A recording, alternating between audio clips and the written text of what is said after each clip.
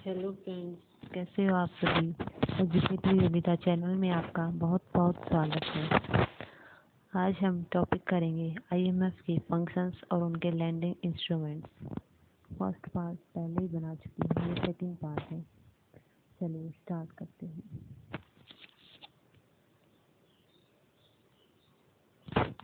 Functions करने से पहले कुछ पॉइंट है, इनको देख लेते हैं। आईएमएफ का जो फाइनेंशियल ईयर है वो क्या होता है, 1 मई टू 30 अप्रैल।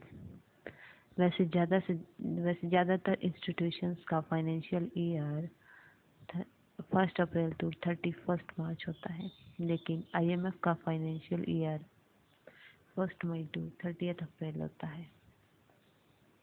ये क्वेश्चन पूछ लिया जाता है, इसलिए इस बात का ध्यान रखिएगा। In IMF India represented Bangladesh, Bhutan and Sri Lanka. IMF में जो इंडिया है वो बांग्लादेश, भूटान और श्रीलंका को रिप्रेजेंट करता है। आईएमएफ का जो मैनेजिंग डायरेक्टर है वो कौन है, Christine लगार्डे। Okay.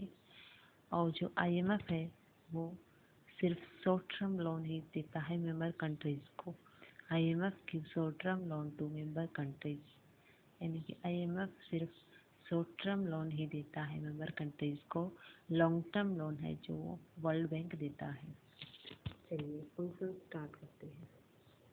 Functions of IMF. IMF के फंक्शंस देख लेते हैं।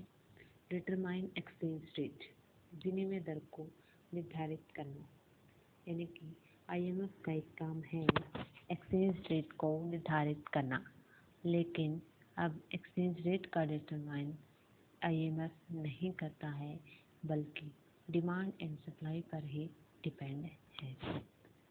नेक्स्ट पॉइंट है इंक्रीजेस इंटरनेशनल लिक्विडिटी, यानी कि इंटरनेशनल लिक्विडिटी में वृद्धि करना। वृद्धि कैसे करेगा, आईएमएफ जो है एसडीआर के रूप में, स्पेशल ड्रॉइंग राइट्स के रूप में एक नई करेंसी जारी करके इंटरनेशनल लिक्विडिटी में वृद्धि की है। क्योंकि जो आईएमएफ है वो विभिन्न कंट्रीज को फॉरेन करेंसी भी उधार में देता है, और जिसकी मदद कौन करता है, एसडीआर करता है, जिससे इंटरनेशनल लिक्विडिटी में वृद्धि होती है। Bank of central banks, IMF जो है संसार के विभिन्न कंट्रीज में सेंट्रल बैंकिंग का बैंक कहा जाता है। क्यों कहा जाता है, क्योंकि जिस प्रकार सेंट्रल बैंक को वहाँ के कॉमर्शियल बैंक के कैश रिजर्व्स को अपने पास रखता है, उसी प्रकार आईएमएफ भी सेंट्रल बैंक के रिजर्व को अपने पास रखता है, अपने कोषों को अपने पास रखता है, इसीलिए इसे बैंक ऑफ सेंट्रल बैंक कहा जाता है। नेक्स्ट पॉइंट है टेक्निकल असिस्टेंस, यानी कि तकनीकी रूप से सहायता करना। आईएमएफ जो है अपने मेंबर कंट्रीज को टेक्निकल असिस्टेंस भी देता है, क्योंकि यह अपने स्पेशलिस्ट जो हैं उनको मेंबर कंट्रीज में रिप्रेजेंटेटिव के रूप में भेजकर मेंबर कंट्रीज में भेजकर इनको exchange control, foreign payments, credit control, central banking और इकोनॉमिक पॉलिसीज के संबंध में सलाह देता है। इसीलिए आईएमएफ टेक्निकल असिस्टेंस का काम भी करता है। नेक्स्ट पॉइंट है पॉवर्टी रिडक्शन। पॉवर्टी रिडक्शन क्या है, जो बहुत ही ज़्यादा गरीब देश हैं, जो बहुत ही ज़्यादा पॉवर्टी लाइन के नीचे हैं, उनकी पॉवर्टी को दूर करने के लिए आईएमएफ ने एक फंड की स्थापना की है, एक फंड को बनाया है, जो इस फंड में जो है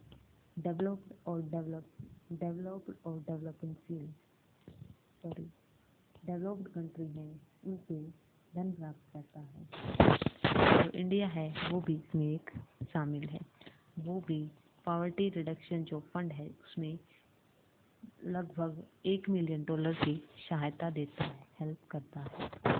purchase and sale of foreign currency, IMF जो है मेंबर कंट्रीज की जो फॉरेन करेंसी है उनका परचेज और सेल भी करता है। जब कोई देश किसी दूसरे देश को जब कोई देश किसी दूसरे देश की करेंसी को फंड से खरीदता है तो उस करेंसी को उस देश से खरीद कर प्राप्त करता है जिसकी वह नेशनल करेंसी है। ओके, समझ गए होंगे। यानी कि जब कोई कंट्री किसी दूसरे देश किसी दूसरे देश की करेंसी को फंड से खरीदता है तो उस करेंसी को उस देश से खरीद कर प्राप्त करता है जिसकी वह नेशनल करेंसी है। परंतु एक वर्ष में, एक साल में सिर्फ अपने कोटा का 25%, 25% ही फॉरेन करेंसी खरीद सकता है। लेकिन कुछ सिचुएशंस में, कुछ कंडीशंस में IMF ने इस लिमिट को 100% तक कर दिया है। नेक्स्ट है इम्पार्ट ट्रेनिंग। इम्पार्ट ट्रेनिंग का मतलब क्या है? ट्रेनिंग देना, प्रशिक्षण देना। मेंबर कंट्रीज के रिप्रेजेंटेटिव्स के लिए ट्रेनिंग प्रोग्राम चला रहा है। 1975 में ट्रेनिंग सेंटर भी स्थापित किया गया। हाँ, ये सही है कि जो IMF जो है, जो मेंबर कंट्रीज के रिप्रेजेंटेटिव हैं, उनको ट्रेनिंग देने का कार्यक्रम भी चला रहा है, उनके देने का प्रोग्राम भी चला रहा है। तो यह ट्रेनिंग है, ये सभी को नहीं दिया जा रहा है, सिर्फ जो सेंट्रल बैंक और सरकार के जो फाइनेंशियल डिपार्टमेंट के जो उच्च अफसर हैं, जो हाई पोजीशन पे हैं, उनको यह ट्रेनिंग दी जाती है। चलिए अब लैंडिंग इंस्ट्रूमेंट्स कर लेते हैं। IMF landing instruments. IMF का जो लैंडिंग इंस्ट्रूमेंट्स हैं, यानी कि जो IMF की जो स्पेशल जो ऋण सुविधाएं हैं, उनको देखते हैं। IMF की जो लैंडिंग है वो मिक्स्ड है। क्वेश्चन पूछ लिया जाता है कि IMF की लैंडिंग किस टाइप की है, तो वह मिक्स्ड है। इनको दो पार्ट में डिवाइडेड किया गया है। फर्स्ट है PRGT and second is GRA। PRGT को ही कंसेशनल लैंडिंग बोलते हैं, GRA को नॉन कंसेशनल लैंडिंग बोलते हैं। PRGT जो है उसकी फुल फॉर्म क्या है, देखिए। P for poverty, R for reduction, G for growth, T for trust, यानी कि poverty reduction and growth trust, also known as concessional lending. Second है GRA. G stands for journal, R for resource, A for account. Journal resource account credit. Journal resource account credit also known as non-concessional lending. तो देख लीजिए, lending instruments divided into two parts, यानी कि landing instruments को दो part में divided किया गया है। फर्स्ट है कंसेशनल लैंडिंग, सेकंड है non concessional lending. Concessional lending means जो कंसेशनल लोन्स हैं उनको 0 इंटरेस्ट रेट्स पर लोन मिल जाता है, लेकिन इनके लिए सर्विस चार्ज लगा सकता है। इसका मतलब है जो कंसेशनल लैंडिंग है उसमें जो हम लोन लेते हैं उन पैसों पर, उस मनी पर कोई भी इंटरेस्ट रेट नहीं लगता है। लेकिन नॉन कंसेशनल लैंडिंग में जो इंटरेस्ट रेट है, यानी कि जो खर्चा है, वो नॉर्मल रेट पे होता है। आगे देख लेते हैं, नेक्स्ट स्लाइड। सबसे पहले नॉन कंसेशनल लैंडिंग इंस्ट्रूमेंट्स देख लेते हैं। नॉन कंसेशनल लैंडिंग कौन से थे, जो हमारे GRA के अंदर आते हैं। देखिए, नॉन कंसेशनल लैंडिंग इंस्ट्रूमेंट्स, ये जो इंस्ट्रूमेंट्स हैं, इन सब में जो लोन्स हैं उन पर एक नॉर्मल रेट का जो खर्चा लगता है। स्कीम्स हैं इसमें, देखिए कुछ। फर्स्ट है SBA। SBA की फुल फॉर्म क्या है? Stand by arrangement. Stand by arrangement ये जो स्कीम है, ये कब से स्टार्ट हुई थी? 1952 में। इसका पर्पज क्या है? Short to medium term assistance for short term BOP difficulties, यानी कि जो शॉर्ट टर्म जो BOP डिफिसिट हो गया है, क्राइसिस हो गया है, BOP का शॉर्ट टर्म के लिए नेगेटिव होना, तो उनको जो short to medium term assistance है सहायता जो देता है वो स्टैंड बाय अरेंजमेंट से देता है। लिमिट जो है एनुअली 145% ऑफ कोटा। जो लोन है वो 145% ऑफ कोटा तक ले सकते हैं। टोटल कितना ले सकते हैं? 435% ऑफ कोटा। रिपेमेंट पीरियड जो है 3.25 यानी कि 3.25 साल के करीब से 5 साल तक। इंस्टॉलमेंट रिपेमेंट की जो हम इंस्टॉलमेंट में पे करते हैं वो कैसे करते हैं? क्वार्टरली, यानी कि 3 मंथ्स में एक बार, साल में 4 बार। Next slide. सेकंड स्कीम है वो क्या है? EFF, extended fund facility. Extended fund facility जो है वो स्टार्ट हुई थी 1974 से। इसका जो पर्पज है वो लॉन्ग टर्म असिस्टेंस है, यानी कि जो स्टैंड बाय अरेंजमेंट था वो शॉर्ट टर्म बीओपी डिफिकल्टीज के लिए था और short to medium term assistance था।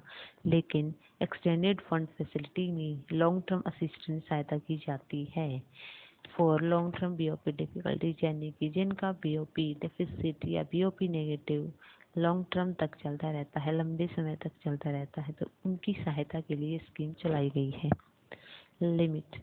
लिमिट क्या है इसकी? Annually 145% of Kota. लिमिट उनकी यही है जितनी हमारे स्टैंड बाय अरेंजमेंट में थी। टोटल भी इतना ही था, 435% ऑफ कोटा। रिपेमेंट पीरियड जो है 4.5 यानी कि 4.5 साल से 10 साल तक। इंस्टॉलमेंट जो है, इंस्टॉलमेंट पेमेंट की जो पीरियड है वो होगा हमारा सेमी एनुअली, यानी कि 6 मंथ्स में। है थर्ड स्कीम हमारी FCL, flexible credit line. Flexible credit line जो है हमारी स्टार्ट हुई थी 2009 से, और जो इसका पर्पज है वो क्या है? और बीओपी नीड पोटेंशियल और एक्चुअल, यानी कि जिन कंट्रीज की बीओपी डेफिसिट हो चुकी है, यानी कि जो एक्चुअल में है या पोटेंशियल जो हो सकती है, उनकी सहायता के लिए स्कीम चलाई गई है। लिमिट इसमें कोई लिमिट नहीं है। रीपेमेंट पीरियड क्या है? 3.225 ईयर्स, यानी कि 3.25 साल से 5 साल तक। इंस्टॉलमेंट पेमेंट पीरियड जो है quarterly, 3 months. Next slide. Fourth scheme है PLL, precautionary liquid line. Precautionary liquid line starts from 2011। PLL जो है 2011 में स्टार्ट हुई थी। इसका जो पर्पज है वो क्या है? Instrument for countries with sound economic and fundamental policy. ये स्कीम उन कंट्रीज के लिए है जिनकी इकोनॉमिक कंडीशन साउंड है, अच्छी है, और उनकी फंडामेंटल पॉलिसी भी अच्छी है, उनके लिए बनाई गई है। लिमिट क्या है? 125% ऑफ कोटा फॉर 6 मंथ, यानी कि पहले 6 मंथ तक वो 125% ले सकते हैं कोटा का। 2 ईयर तक वो 250% ले सकते हैं कोटा का, और जो टोटल है वो 500% ले सकते हैं जब उनकी सेटिस्फैक्ट्री प्रोग्रेस हो तभी। रीपेमेंट पीरियड जो है 3.225 ईयर्स, यानी कि 3.25 साल से 5 साल तक। पेमेंट की जो इंस्टॉलमेंट है वो 3 मंथ्स के करीब 3 मंथ्स में होगी, यानी कि क्वार्टरली पेमेंट होगी। Next slide. फिफ्थ जो है RFI, rapid financial instrument. Rapid का यहाँ पर मतलब है अर्जेंट, यानी कि जिनकी बीओपी अर्जेंट नेगेटिव में हो गई, यानी कि जिनकी पहले से संभावना नहीं थी लेकिन एकदम से बीओपी डेफिसिट में हो गया है, उनके लिए ये स्कीम चलाई गई है। ये स्कीम 2011 में स्टार्ट हुई थी। इनका जो पर्पज है वो है अर्जेंट बीओपी नीड। लिमिट क्या है? 37.5% ऑफ कोटा, यानी कि साल में 33.5% ले सकते हैं। और टोटल जो है वो 75% ले सकते हैं कोटा का। रीपेमेंट पीरियड क्या है? 3.25 साल से 5 साल तक। इंस्टॉलमेंट जो है क्वार्टरली, यानी कि 3 मंथ्स में एक बार क्वार्टरली। नेक्स्ट स्लाइड है, नॉन कंसेशनल लैंडिंग के पार्ट्स हमने कर लिए हैं। अब हम कंसेशनल लैंडिंग कर लेते हैं। कंसेशनल लैंडिंग का मतलब क्या है? Concessional lending means loan earn on 0 interest rates, यानी कि नॉन कंसेशनल में हमारा खर्चा नॉर्मल रेट पे लगता था, लेकिन कंसेशनल लैंडिंग में लोन हमें 0 इंटरेस्ट रेट पे मिलता है, लेकिन सर्विस चार्ज लग सकता है।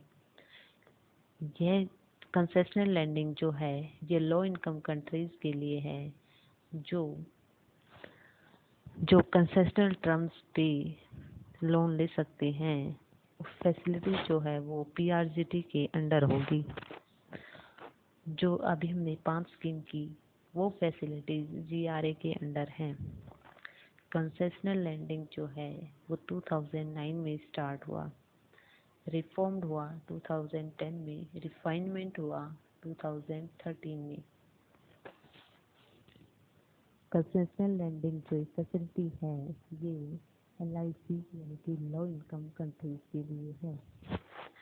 इनकी जो लिमिट है वो क्या है? एनुअल लिमिट जो है 75% ऑफ कोटा है, लेकिन एक्सेप्शनल केसेस में 100% ऑफ कोटा है। टोटल क्यूमुलेटिव यानी कि कुल कितना ले सकते हैं? 225% ऑफ कोटा ले सकते हैं, लेकिन एक्सेप्शनल केसेस में 300% ऑफ कोटा ले सकते हैं, लोन मिल सकता है। कंसेशनल लैंडिंग की फर्स्ट स्कीम है extended credit facility ECF। ECF जो है वो स्टार्ट हुई हमारी 2009 में, और ये ECF स्कीम जो है ये लो इनकम कंट्रीज के लिए है जिनकी BOP डेफिसिट लॉन्ग टर्म से चल रहा है, यानी कि लॉन्ग टर्म से BOP डेफिसिट में हो रहा है, उनके लिए स्कीम चलाई गई है। इंटरेस्ट रेट जो है वो 0 होगा। मैच्योरिटी पीरियड जो है वो 5.5 से 10 साल तक का होगा। नेक्स्ट स्कीम है SCF stand by credit facility. ECF जो है वो लॉन्ग टर्म से जिनका BOP डेफिसिट चल रहा है उनके लिए थी, लेकिन SCF उनके लिए है जिनकी BOP डेफिसिट शॉर्ट टर्म के लिए है, या तो हो भी सकती है या एक्चुअल में है। SCF की इंटरेस्ट रेट भी 0 होगा, लेकिन इसमें सर्विस चार्ज लगता है कितना? 0.15%। SCF का मैच्योरिटी पीरियड है 4 to 8 years. Next slide. Third scheme है RCF rapid credit facility. Rapid का अर्जेंट हमने पहले भी स्कीम की थी, लेकिन वो नॉन कंसेशनल में थी, ये कंसेशनल में है। इसमें जो अर्जेंट BOP है ये तो वही पॉइंट है, लेकिन इसमें इंटरेस्ट रेट 0 होता है। मैच्योरिटी पीरियड जो होता है RCF का वो 5.5 से 10 साल तक का होता है। फोर्थ स्कीम है हमारी पॉलिसी सपोर्ट इंस्ट्रूमेंट। PSI जो है नॉन फाइनेंशियल इंस्ट्रूमेंट है, ये भी स्टार्ट हुई 2009 में, और इसका ड्यूरेशन पीरियड है 1 to 4 ईयर। लास्ट स्कीम है हमारी कंसेशनल लैंडिंग की, वो है स्टाफ मॉनिटर्ड प्रोग्राम, यानी कि SMP जो है यह भी एक नॉन फाइनेंशियल इंस्ट्रूमेंट है।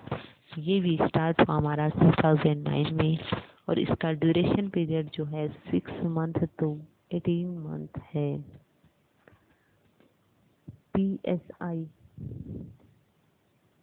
जो हमारी पॉलिसी सपोर्ट इंस्ट्रूमेंट है और हमारा स्टाफ मॉनिटर प्रोग्राम है, ये उन दोनों के लिए है। ये जो दोनों स्कीम है ये उनके लिए है जो लोन नहीं लेना चाहती। कई ऐसी डेवलप्ड कंट्रीज हैं जो अपनी रेपुटेशन के कारण लोन नहीं लेना चाहते, लेकिन लोन की ज़रूरत है तो उनके लिए ये स्कीम चलाई गई है ताकि उनकी रेपुटेशन पे कोई आंच ना आए। ये देखिए, ये स्पेशल लैंडिंग फैसिलिटीज हैं कुछ जो कंसेशनल और नॉन कंसेशनल में शामिल नहीं हैं। फर्स्ट है BSFF, buffer stock financing facility. BSFF जो है ये हमारी स्टार्ट हुई 1969 में। ड्यूरेशन पीरियड जो है ये हमारा 3 से 5 साल तक का है। जो ये पॉलिसी जो स्कीम है इसके अंडर जो मेंबर कंट्रीज हैं IMF की, वो अपने प्राइमरी प्रोडक्ट्स का रिजर्व स्टॉक रख सकती है और उसके लिए उन्हें IMF स्पेशल लोन फैसिलिटी भी देता है। इसके लिए स्कीम चलाई गई है। BSFF जो है वो मेंबर कंट्रीज हैं जो अपने प्राइमरी प्रोडक्ट्स का रिजर्व रखना चाहते हैं, उनके लिए है यह स्कीम चलाई गई है, उनके लिए यह लोन दिया गया है। सेकंड फैसिलिटी है हमारी structural adjustment facility. Structural adjustment facility ये क्या है? ये स्टार्ट हुई हमारी 1986 में और ये उन कंट्रीज के लिए है जो बहुत ही अति अल्प विकसित हैं, जो अंडर डेवलप्ड कंट्रीज हैं, यानी कि जो पुअर कंट्रीज है, उनके लिए यह लोन सुविधा चलाई गई। रीपेमेंट पीरियड जो है इसका 5 to 10 ईयर होगा और इंटरेस्ट रेट जो होगी वो 0.5 to 1% होगी per year. Next slide. Third scheme जो हमारी वो है ESAL, emergency structural adjustment loans. Emergency में अगर कोई लोन नहीं चाहती है मेंबर कंट्री तो उनके लिए यह स्कीम चलाई गई है, क्रिएटेड इन 1999। ये जो स्कीम है ये उन कंट्रीज के लिए है जिनका फाइनेंशियल क्राइसिस की वजह से एशियन और लैटिन फाइनेंशियल क्राइसिस से त्रस्त जो कंट्रीज हैं, एशियन और लैटिन अमेरिकी जो हैं, उनकी हेल्प के लिए यह स्कीम चलाई गई थी। फोर्थ है systematic transformation facility. Systematic transformation facility ये स्टार्ट हुई 1996 में। ये स्कीम जो है $6 बिलियन रिसोर्सेज के साथ रूस तथा एशियन गणराज्यों की हेल्प के लिए बनाई गई थी, उनकी सहायता के लिए बनाई गई थी। रूस तथा एशियन गणराज्यों की हेल्प के लिए ये स्कीम बनाई गई थी। STF और एशियन और लैटिन अमेरिकी कंट्रीज के लिए बनाई गई थी ESAL। लास्ट है हमारी ESAF, enhanced structural adjustment facility. ये हमारी स्टार्ट हुई 1987 में। ये लो इनकम कंट्रीज के लिए बनाई गई थी। ये स्कीम जो है इसके अंतर्गत अपने कोटे का 425% लोन ले सकते हैं। ये सारी स्कीम थी, लैंडिंग इंस्ट्रूमेंट्स थे, फंक्शंस थे। आप इन्हें जरूर याद कीजिएगा, इसमें से क्वेश्चन पूछा जाता है। अगर आपके लिए ये वीडियो कुछ इन्फॉर्मेटिव लगी हो, आपके कुछ पसंद आया हो तो प्लीज़ लाइक कीजिएगा और कमेंट में ज़रूर बताइएगा। अगर आपको कोई प्रॉब्लम है तो वो भी आप कमेंट में पूछ सकते हैं और मेरे चैनल को सब्सक्राइब कीजिएगा। Thank you.